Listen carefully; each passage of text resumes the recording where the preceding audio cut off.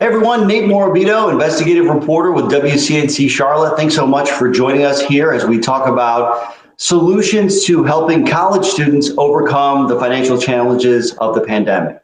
We have talked so much about stimulus checks and unemployment benefits and paycheck protection program loans, but we really haven't talked enough about help for college students, and that's what we're trying to offer to you right now. So I want to introduce you to Dr. Stacy Raphael. She is with the organization RISE, and this organization basically is trying to eliminate barriers to attending college. And we want to thank her for joining us right now and talk a little bit about what's out there for students that can actually help them with their finances. Great. Thank you for having me, and I'm happy to discuss what's available for college and graduate students at this time. So the primary thing that students should be aware of is emergency grants that are being made to their college or university, which they would be eligible for. So Congress has allocated almost $40 billion to colleges and universities, about half of which needs to be used for direct student financial assistance in the form of emergency grants. These are usually dispersed through the student's Office of Financial Aid, so that should be the first place that a student goes to inquire. And there are certain eligibility requirements. The government would like these funds to go primarily to students that have exceptional need. They don't have to prove this need according to their financial aid eligibility, but they do have to establish that they have some unusual financial hardships at this time. Funds will be dispersed directly to students. They can be used in the following ways. One is to defray the cost of attendance, so that would include tuition and fees, but also these funds can be used for any kind of emergency expense that relates to pursuing one's education. So these things can include assistance for food, for housing, technology, transportation, course materials, childcare, healthcare, and mental health care. These are just some examples of the different ways these funds can be utilized. And do you have to actually apply, or does your college or university just automatically send the money? No, you have to apply. You have to contact the financial aid office to see if you're eligible. And once that they determine that you are eligible, these funds will usually be dispersed immediately into your student account in the form of either a direct deposit or a paper check sent directly to the student. But this varies a little bit by school. The amount also varies by school, and that's because different institutions are awarded different amounts by the government based on the size of their institution and other kinds of needs that they may have.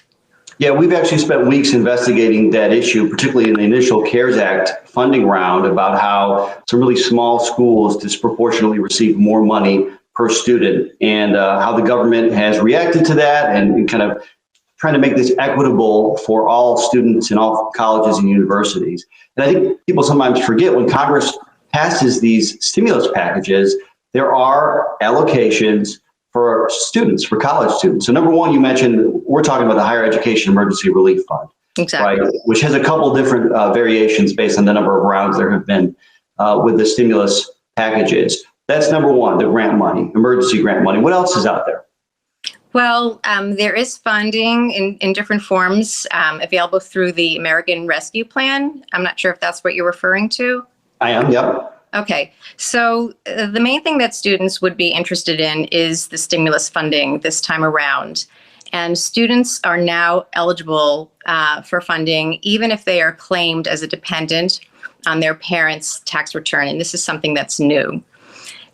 These funds would be sent to students according to how they had filed taxes in the past. So if a tax refund had been dispersed via direct deposit or a check, this is how the stimulus funding would be received.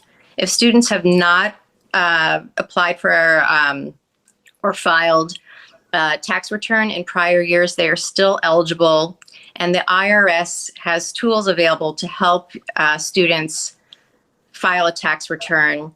And there are also many community-based organizations and nonprofits that also provide assistance to students to help them file their returns. And one thing that kind of strikes me as we talk about college help right now, I mean, the cost of college has not changed, even though we're in the midst of a pandemic, right? I mean, even though, some colleges haven't had in person for a long time, the need is still there. In fact, the need is probably greater than ever. Is that what you all are finding? Absolutely. RISE has been helping college students directly who've been affected by the pandemic for about a year. And we have served over 8,000 students in over 1,500 institutions across all of the states. And we have found that there is a tremendous need right now, and that unfortunately most students don't know what assistance is available to them. They think that they're not eligible if they do know about these different resources, and there's a tremendous lack of knowledge about how to actually go about getting these resources. So that could include the emergency grants that I mentioned, the stimulus payments, but also things like SNAP, which is Supplemental Nutrition Assistance Program. And there are new expanded eligibility rules for students, which is great news. Also, there is funding to assist with housing, bill paying, moratoriums on rent and utility shutoffs, assistance for childcare credits, and a whole bunch of different avenues for support for students at this time. When we were looking at the CARES Act funding, I mean, there are tens of millions of dollars that went to the Carolinas alone, and that was just in the initial stimulus package when the pandemic began. So I think the message tonight is that there is help out there. You kind of have to take some of the initiative and get educated to find that money, but that's what we're doing here, is educating people. And if someone wanted to reach out directly to RISE for some guidance, how would they go about doing that? They could contact me directly.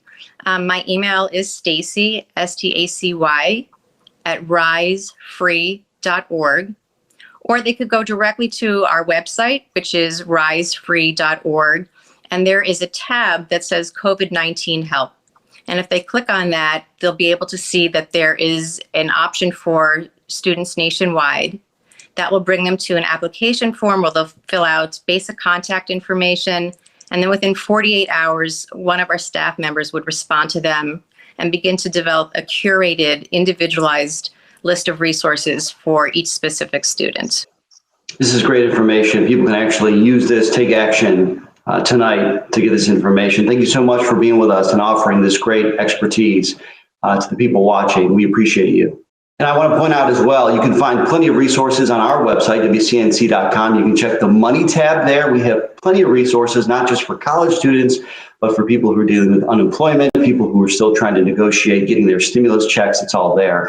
And I want to remind you, tonight at 11 on WCNC Charlotte, our latest Where's the Money investigation into which colleges receive the most money per student from the initial CARES Act. I think you'll be surprised at what we found. Little known trade schools that received a lot more money per student than, let's say, some of our local community colleges. So we'll bring you that story tonight at 11 on WCNC Charlotte. Until then, we'll talk to you later.